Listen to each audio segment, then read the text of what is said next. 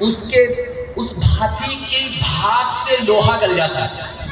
لکھا ہے کہ جیسے لوہا بھاتی کی بھاپ سے گل جاتا ہے، مظلوم کی آہ سے بڑا بڑا ظالم ایسے گل جاتا ہے جیسے بھاپ سے لوہا گل جاتا ہے۔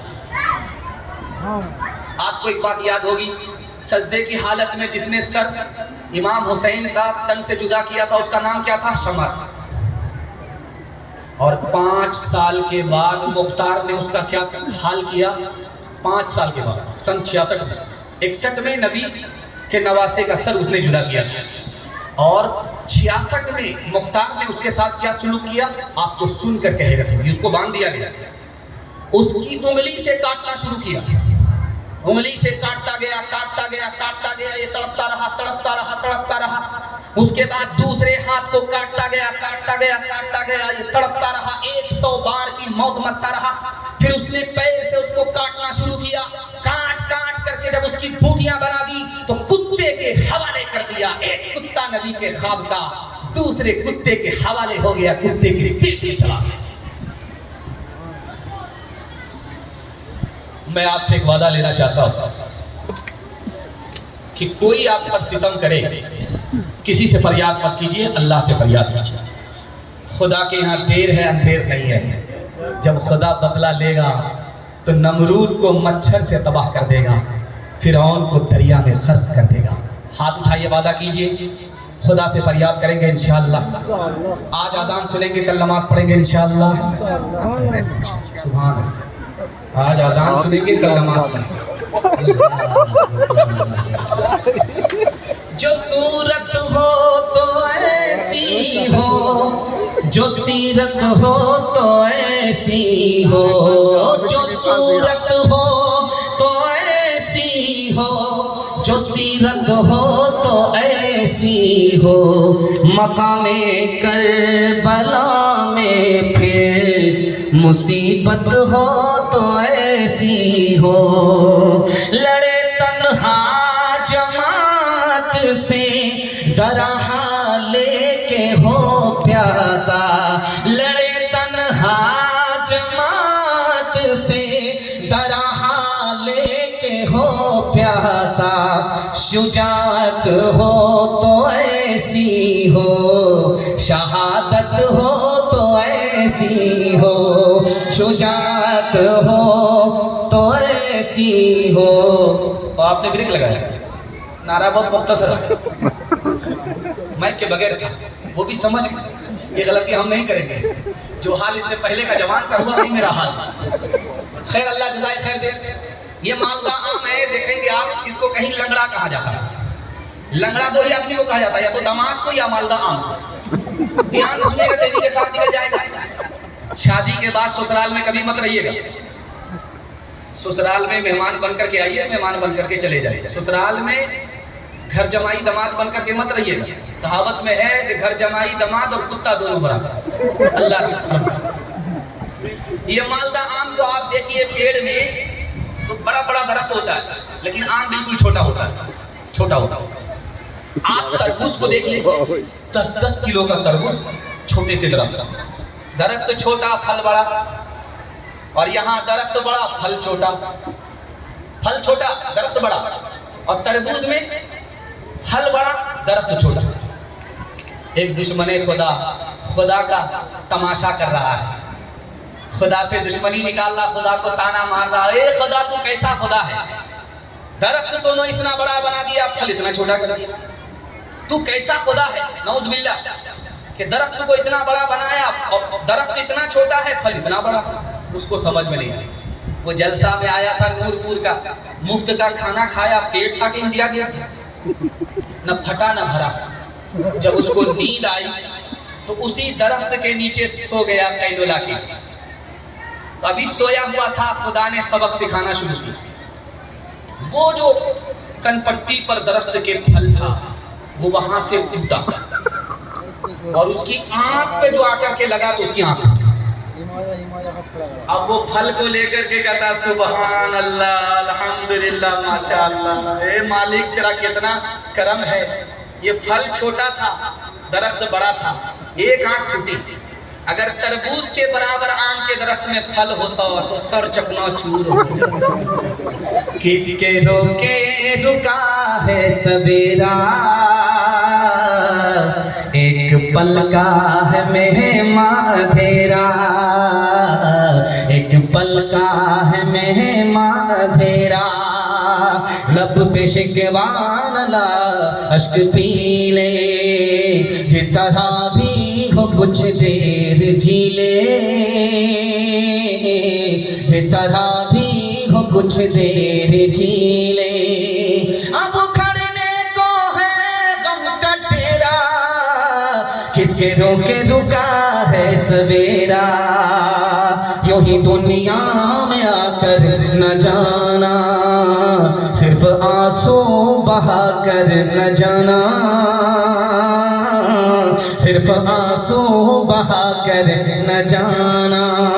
मुस्कुराहट पे भी हक है तेरा, किसके रोके रुका है सवेरा, एक पल का है मेहमां अंधेरा।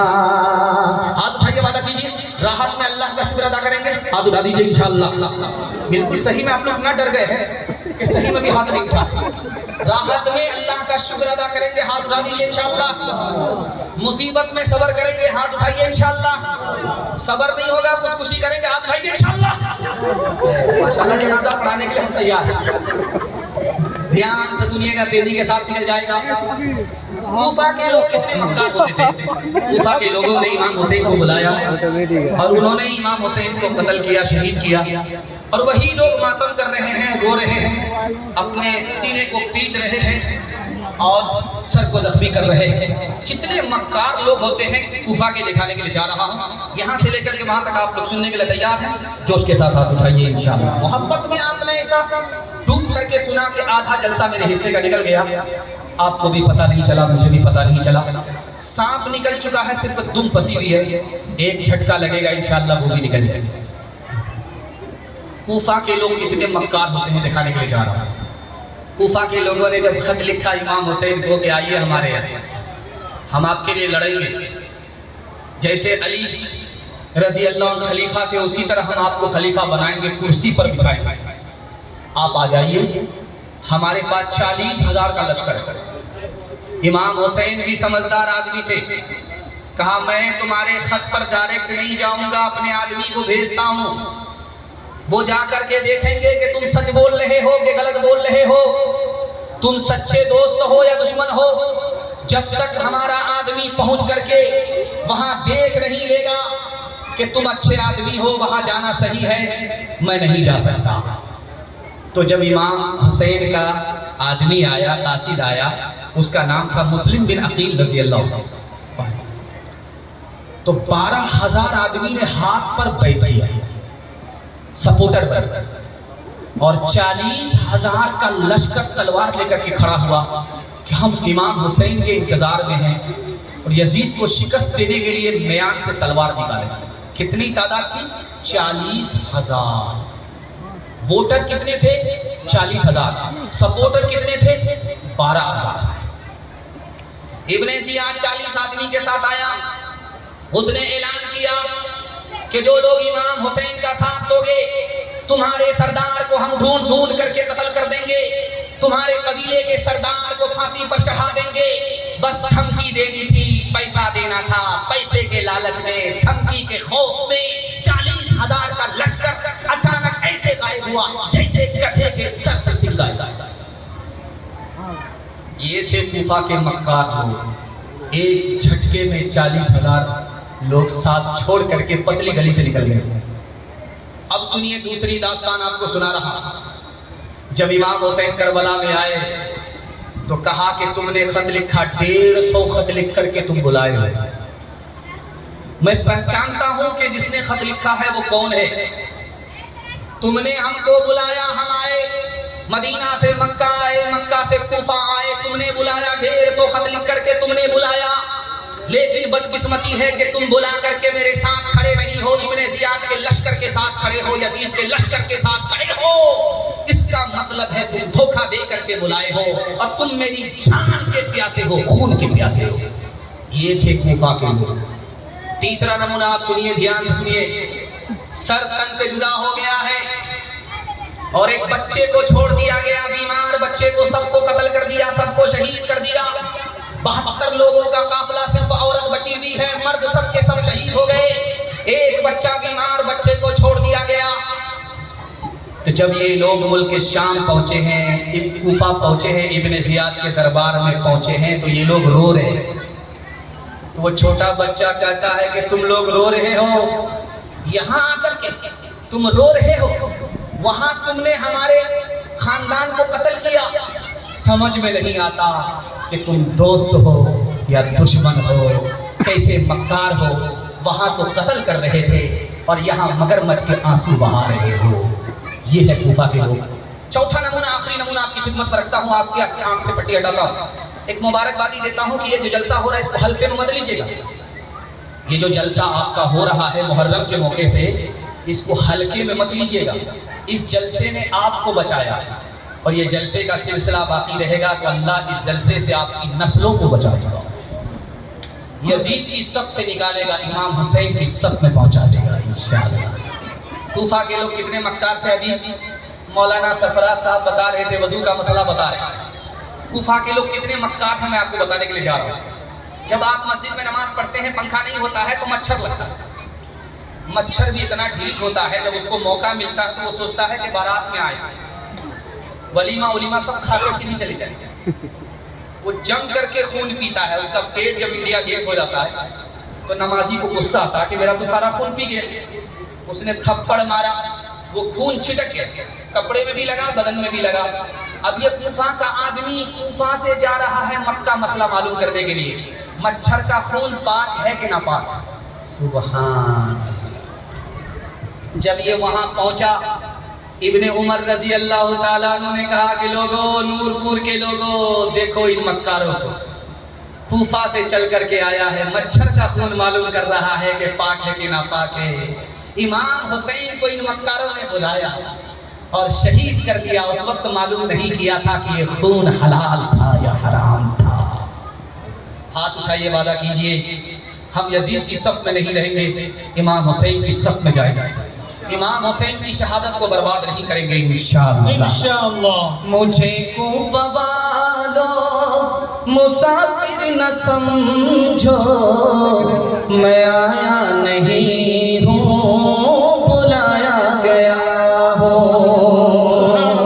مجھے کوفہ والوں مسافر نہ سمجھو، میں آیا نہیں ہوں، بلایا گیا ہوں۔ ایک مہمان بنا کر ستایا گیا ہوں، میں رویا نہیں ہوں، بلایا گیا ہوں۔ خدا جانے کیسی ہے یہ میزبانی، 72 پیاسوں کا ہے بند پانی، مقدر میں ہے جا میں کوثر کا پینا، میں پیاسا نہیں ہوں، پلایا گیا ہوں۔ مجھے کوفہ والوں مسافر نہ سمجھو، میں آیا نہیں ہوں، بلایا گیا ہوں۔ جو جھکتا تھا سر بارگاہ خدا میں، وہی سر قلم ہو گیا کربلا میں۔ شہادت کی منزل کو پایا ہے ہم نے، میں مردہ نہیں ہوں، جلایا گیا۔ نعرہ تکبیر، نعرہ تکبیر، نعرہ رسالت، نعرہ رسالت، حیدری، حسینیت، حسینیت۔ ماشاءاللہ۔ آخری پیغام مردوں کے حوالے سے سنا رہا ہوں، اس کے بعد عورتوں کے حوالے سے میں 3 پیغام آپ کو سناؤں گا، اس کے بعد میرے حصے کا جلسہ مکمل ہو جائے گا۔ تھوڑی دیر ہمارا ساتھ دیں گے، پیشاب پخانے کو روک کر کے ہاتھ اٹھا دیجئے انشاءاللہ۔ یہ غلطی مت کیجئے گا، اوپر سے ہی لائسنس ملا ہوا، اگر آپ پیشاب پخانے کو روک کر کے بیٹھے اور آپ وہ اگر تھوڑی سی بھی غلطی کر دیں पूरा जलसा बदबूदार हुआ। ध्यान से सुनिएगा, तेजी के साथ निकल जाएगा। आखिरी पैगाम आपको सुना रहा हूं। ये मालदा है, बंगाल है। बंगाल में एक कौम तरक्की कर रही है, वो मुसलमान नहीं है। जानते हो कौन सी कौम है? मरवाड़ी। मरवाड़ी तरक्की कर रहा है, मुसलमान को तरक्की नहीं है, चाहे बंगाल हो, चाहे उड़ीसा हो, चाहे झारखंड। इस पैगाम की आप हिफाजत कर लीजिए। मैं मसनदे रसूल पर बैठ करके गारंटी लेता हूँ, कल से ही आपके घर में तरक्की का सूरज शुरू होगा इंशाअल्लाह। इसकी हिफाजत कर लीजिए। नुक्ते को सुनिए। आप नूरपुर में रहते हैं और बगल में मालदा है। जाकर के अदालत में, कचहरी में पूछिए जाकर के वकीलों से। मैं चैलेंज करता हूँ, ओपन चैलेंज आपको करता हूँ। आप कचहरी में जाकर के वकीलों से पूछिए मरवाड़ी का केस आता है तो वकील झाड़ करके बोलेगा नहीं। अब हैरत की बात है कि मरवाड़ी इंसान नहीं, उनका आपस में झगड़ा होता है कि नहीं? होता है, लेकिन घर में बैठ करके हल होता है, अदालत में नहीं पहुंचता। अब देखिए मुसलमानों का हाल। 2011 की रिपोर्ट है कि मुसलमानों का डिस्ट्रिक्ट कोर्ट में डोरी एक्ट का एक मुकदमा कितना आया? 33,000। इस घर को आग लग गई, घर के चराग से। दूसरे नमूने को बहुत ध्यान से सुनिएगा। मरवाड़ी को तरक्की है। एक किताब है, उसका नाम है अदलिया और समाज। उस किताब में लिखा है कि मरवाड़ी को तरक्की क्यों है, तो लिखा कि उसमें कौमियत है। कौमियत का मतलब क्या है? कोई मरवाड़ी नीचे जाएगा तो सब लोग मिल करके उसको संभालेंगे। 100 मरतबा गिरेगा, 100 मरतबा संभालेंगे। जिंदगी भर गिरेगा, जिंदगी भर संभालेंगे। बदकिस्मती से अगर मुसलमान के घर में कोई ऊपर जा रहा है तो घर का ही आदमी टांग खींच करके नीचे करता है, बेटा इतनी जल्दी ऊपर जाने की जरूरत नहीं। वहां उठाया जाता है और यहाँ गिराया जाता है। ये फर्क है हमने और उनमें, इसलिए उनको तरक्की है, हमको तरक्की है। एक बात आप गौर से सुनिएगा, ध्यान से इसको रखिएगा, और मैं आपको बता करके जा रहा हूँ। आपने इसको ध्यान में रखा तो आपका घर अल्लाह ताला टूटा फूटा जन्नत बना दे। ध्यान से इसको रखिएगा। इमाम हसन रजी अल्लाह ताला अन्हु को जहर दिया गया और जहर में उनकी जान जा रही है। इमाम हुसैन को बुलाया, कहा कि मुझको जहर दिया गया है और मेरी थोड़ी देर में जान निकल जाएगी, मैं इस दुनिया से जुदा हो जाऊंगा। तो इमाम हुसैन ने खून के जोश में आकर के कहा कि भाईजान उस कातिल का नाम बता दो, उसको तलवार और नेज़े से टुकड़े टुकड़े कर दूंगा। तो इमाम हसन का जवाब सुनिए, अल्लाह पूरी मिल्लत की तरफ से उनको जज़ाए खैर दे। कहा मैं बता नहीं सकता, मुझे पता नहीं, लेकिन खुदा को पता है। मुझे शक है, यकीन नहीं है। खुदा न खास्ता वो आदमी ना हो, मैंने नाम बता दिया तो बेकसूर की जान चली जाएगी। खुदा को पता है, मैंने सब्र किया है, मेरी तरफ से खुदा उससे इंतकाम लेगा। चाहे मालदा हो और चाहे आपका शमशी हो, चाहे उड़ीसा हो, चाहे कलकत्ता हो। रमजान गुजरा है, उसमें एक जुमा आया था, उसका नाम था अलविदा जुमा। उसमें हर जगह एक ऐलान हुआ, गौर कीजिएगा, एक ऐलान हुआ। वो कलकत्ता में भी हुआ, मालदा में भी हुआ और वो नूरपुर में भी हुआ। वो ऐलान क्या था अलविदा जुमा में? ईद की नमाज ईदगाह में 7:30 बजे, 8:30 बजे, 8:30। नूरपुर में ऐलान हो गया, शमशी में ऐलान हो गया, मालदा में ऐलान हो गया। जब कलकत्ता में इमाम साहब माइक लेकर के खड़े हुए ऐलान करने के लिए कि लोगों एक ऐलान जरूरी सुन लो, ईद की नमाज ईदगाह में 8:30